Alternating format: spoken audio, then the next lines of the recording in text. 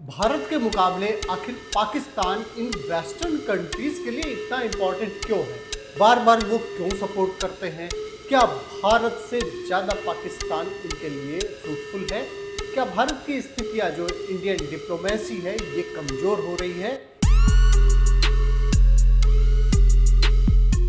नमस्कार, मैं हूँ राजीव। आप देख रहे हैं आपकी खबर राजनीति। देखिए, एक सवाल उठ खड़ा होता है, कांग्रेस भी इस पे सवाल करती है कि इंडियन डिप्लोमेसी जो है वो कमज़ोर हो रही है और इसका कारण ये है कि जो वेस्टर्न कंट्रीज़ हैं वो पाकिस्तान के सपोर्ट में हैं और ऑपरेशन सिंदूर के बाद में जिस तरीके से पाकिस्तान को कुछ कंट्रीज़ के द्वारा सपोर्ट मिला, उसको लेकर भी कांग्रेस सवाल खड़े करती है।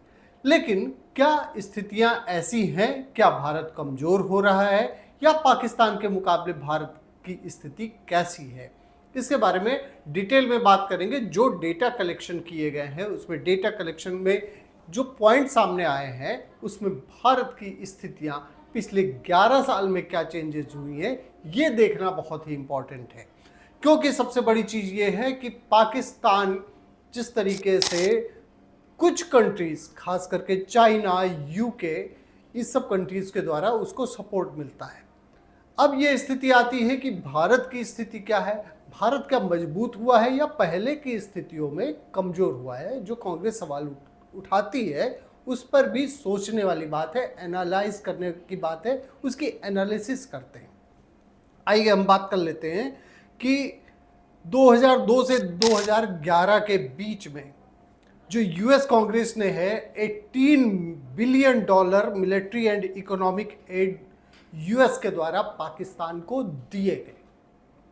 ये स्थिति रही पाकिस्तान को। आपने देखा कि अभी आईएमएफ के द्वारा भी लोन दे दिया गया, उसको लोन भी मिलते जा रहे हैं। भारत विरोध भी करता है लेकिन उसके बावजूद उसको लोन मिलते जा रहे हैं और यूएस एक तरफ भारत से सपोर्ट करने की बात करता है लेकिन लोन देने की बात आती है तो उसके लिए पाकिस्तान इंपॉर्टेंट हो जाता है।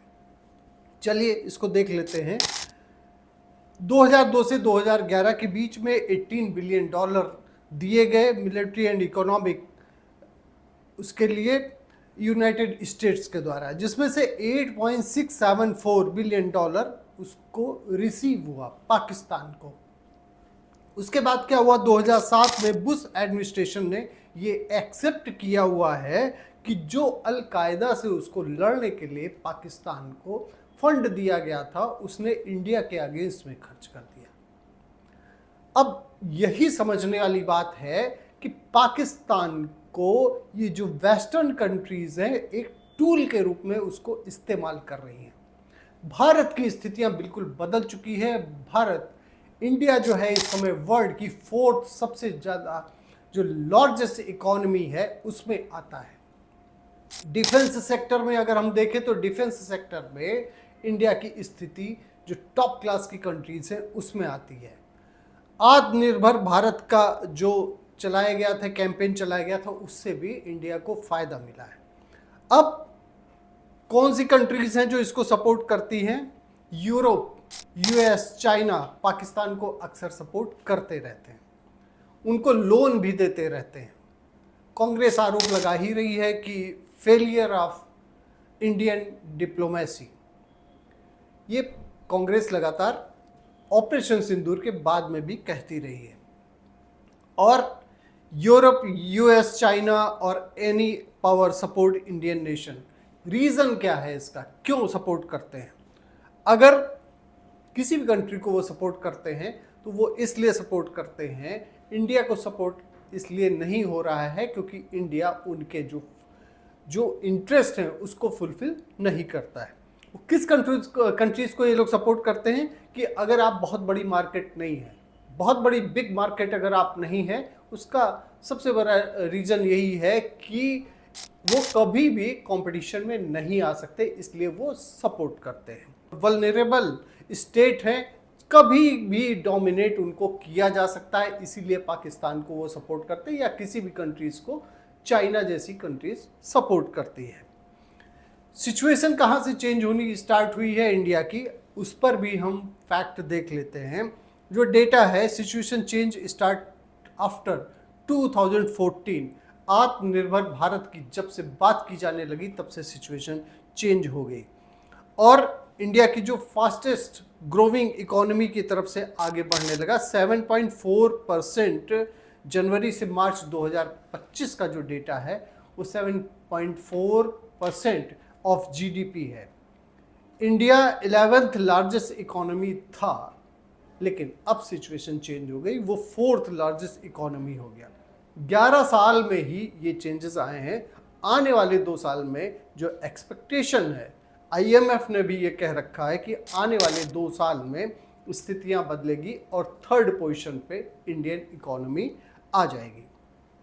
पाकिस्तान जहां लोन पर डिपेंड है, इंडिया FDI पर ज़्यादा उसके बारे में ज़्यादा सोचता है कि फॉरेन डायरेक्ट इन्वेस्टमेंट इंडिया में आए, लोग इंडिया में इन्वेस्ट करें, कंट्रीज़ जो है यहाँ इन्वेस्ट करें, ना कि लोन पर ज़्यादा डिपेंडेंसी है।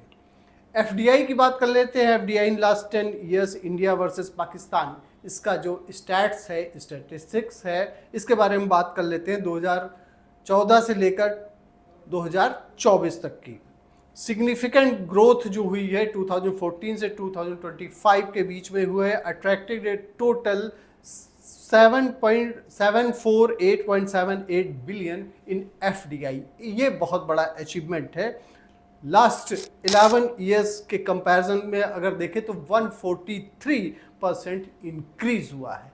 ये बहुत बड़ा चेंज है और यही सबसे बड़ा कारण है कि इंडिया को ये जो इस समय डेवलप्ड कंट्रीज हैं वो कहीं ना कहीं डोमिनेट करने के लिए पाकिस्तान को टूल के रूप में इस्तेमाल करते हैं। चलिए अब देख लेते हैं। According to press information bureau यानी कि PIB, India records USD 81.04 billion FDI in financial year 2024 to 2025। ये इतनी बड़ी चेंज आई है। FDI inflow grows by 14%। Service sector बहुत बड़ा सेक्टर बन के उभरा है, लीड्स विद 19% शेयर इसका सर्विस सेक्टर का केवल है। अब बात कर लेते हैं पाकिस्तान की, जिसको चाइना, UK ये लोग इंटरनल भी सपोर्ट करते हैं, वहाँ इन्वेस्ट भी करते हैं। चाइना सबसे ज़्यादा इन्वेस्ट करता है। इसके बारे में बात कर लेते हैं। जो डेटा बता रहे हैं वो declining inflows FDI was around $2.04 billion. According to Mac Trends, अगर इसमें डेटा अगर हम देखते हैं तो पाकिस्तान फॉरेन डायरेक्ट इन्वेस्टमेंट 1970 से 2024 की अगर हम बात करें तो Pakistan foreign direct investment 2024 was $2.57 billion. US